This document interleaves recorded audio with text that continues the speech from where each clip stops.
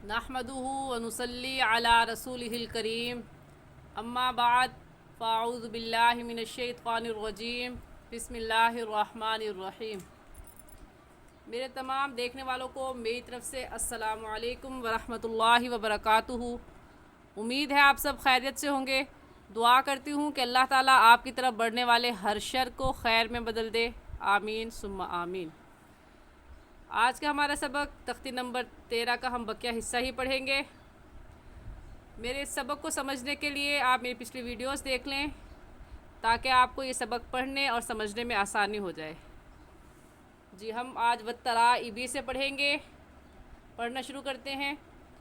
अऊज़ु बिल्लाहि मिनश शैतानिर रजीम बिस्मिल्लाहिर्रहमानिर्रहीम।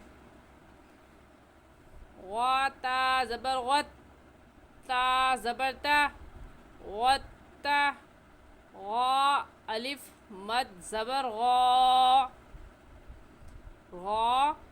अलिफ मद ज़बर वत्तरा, हमज़ा ज़ेर ई, वत्तराई, बा ज़ेर बी, वत्तराइबी, वक़फ़न वत्तराइब, वक़फ़न वत्तराइब।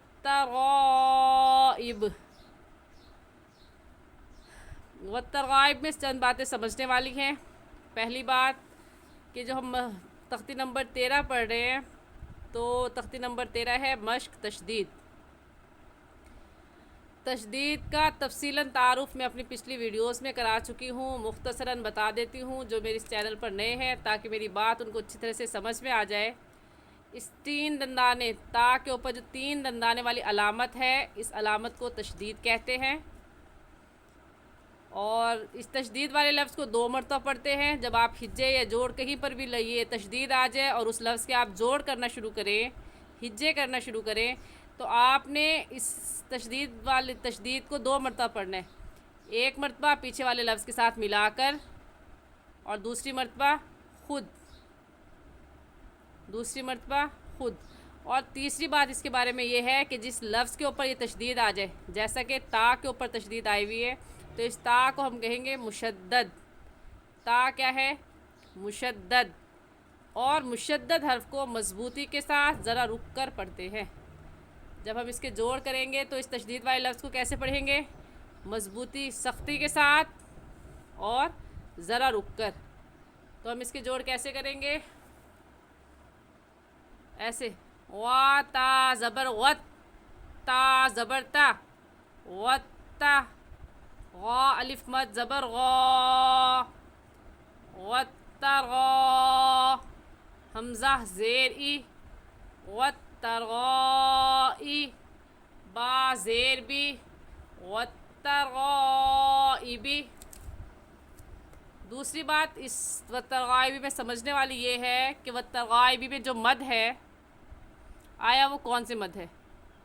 मद्दे मुत्तसिल है, मद्दे मुनफसिल है, या मद्दे लाजिम है, या मद्दे लीन और मद्दे आर्जी है। तो जिन्होंने मेरी पिछली वीडियो शुरू से देखी है उन्हें ये बात फ़ौरन समझ में आ जाएगी कि ये कौन सी मद है।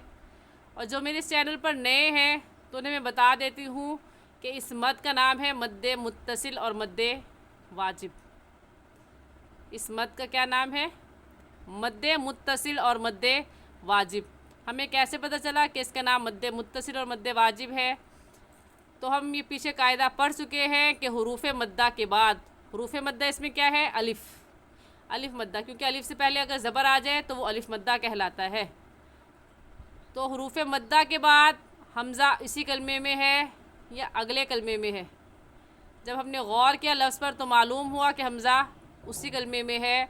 और ये कायदा, ये कुलिया, ये उसूल हम पीछे पढ़ चुके हैं कि हुरूफ़ मद्दा के बाद अगर हमज़ा उसी कलमे में हो तो उस मद का नाम होगा मद्दे मुत्तसिल और मद्दे वाजिब। और इस मद को हम 4 अलिफ के बराबर खींच कर पढ़ेंगे। 4 अलिफ के बराबर खींच कर पढ़ेंगे, ना इससे कम और ना ही इससे ज़्यादा। عام طور پر ہم جب قرآن پاک کی تلاوت کرتے ہیں اور یہ دیکھتے ہیں کہ یہ مد ہے تو ہم اسے کھینچتے چلے جاتے ہیں. یہ بہت بڑی غلطی ہم کرتے ہیں. ہمیں یہ بات سمجھنی چاہیے، اس بات کی فکر کرنی چاہیے، بلکہ غور کر کے پڑھنا چاہیے کہ اس مد کو ہم نے کتنا کھینچنا ہے. کھڑی مد ہے 1 الف کے برابر، مد متصل ہے تو 4 الف کے برابر، منفصل ہے 3 الف کے برابر، لازم ہے تو 5 الف کے برابر. ان باتوں کو سمجھ کر اور خیال رکھ کر پڑھیں تاکہ تجوید میں آپ غلطیاں کرنے سے بچ جائیں. جب قرآن پاک کی تجوید کے ساتھ پڑھیں تو یہ غلطیاں آپ نہ کریں.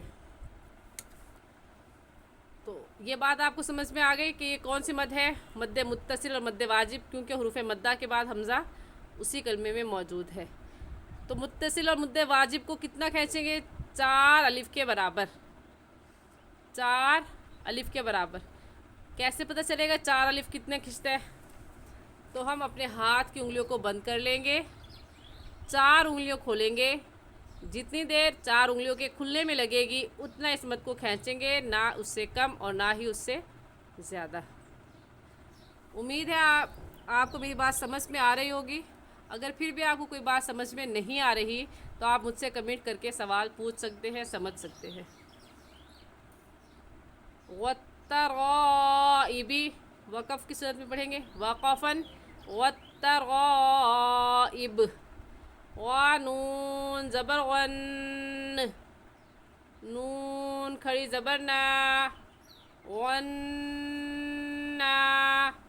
شین زیر شی، ون ناشی.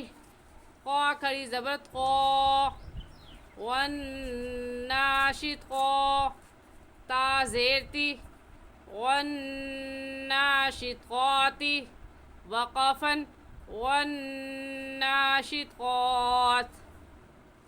وقفاً ون ناشد قات. ون ناشد قات میں بھی چند باتیں سمجھنے والی ہیں. پہلی بات کہ نون مشدد ہے اور نون مشدد پر ہمیشہ غنہ کر کے پڑھتے ہیں. نون مشدد ہے. پہلا قاعدہ ہم حروف ہلکی والا پڑھ چکے ہیں. اور دوسرا قاعدہ کیا ہے کہ نون مشدد جہاں بھی آ جائے تو اس کے بعد ہم نے یہ نہیں دیکھنا کہ حروف ہلکی ہے یا نہیں ہے، بلکہ ہم نے یہ دیکھنا ہے کہ نون مشدد ہے تو اس پر ہم نے کیا کرنا ہے، ہمیشہ غنہ کر کے پڑھنا ہے. یہ قاعدہ بھی میں پیچھے بتا چکی ہوں. تو پہلی بات والناشطات میں ہم نے غنہ کر کے پڑھنا ہے، اور 1 الف کی مقدار ناک میں آواز چھپانے کو غنہ کہتے ہیں. 1 الف کی مقدار ناک میں آواز چھپانے کو غنہ کہتے ہیں. تو لفظ کیسے پڑھیں گے؟ One ناشی، one ناشی. جی، نا کے اوپر کھڑی مد ہے، اس کھڑی مد کو 1 الف کے برابر کھینچیں گے. مد دیکھ کر کے مد ہے اس کو زیادہ نہیں کھینچیں گے، بلکہ اس بات کو سمجھ کر پڑھیں گے کہ کھڑی مد ہے تو کتنا کھینچنا ہے؟ 1 الف کے برابر، نہ اس سے کم اور نہ ہی اس سے زیادہ. دوسری بات یہ قا ہے تو اس کو تا نہیں پڑھیں گے. اس بات کو سمجھ کے پڑھیں. پہلے قا ہے اور دوسری جگہ تا ہے، ان دونوں میں فرق کر کے پڑھیں گے.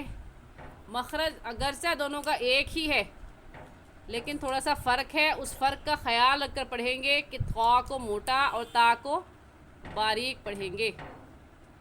قا کو موٹا اور تا کو باریک.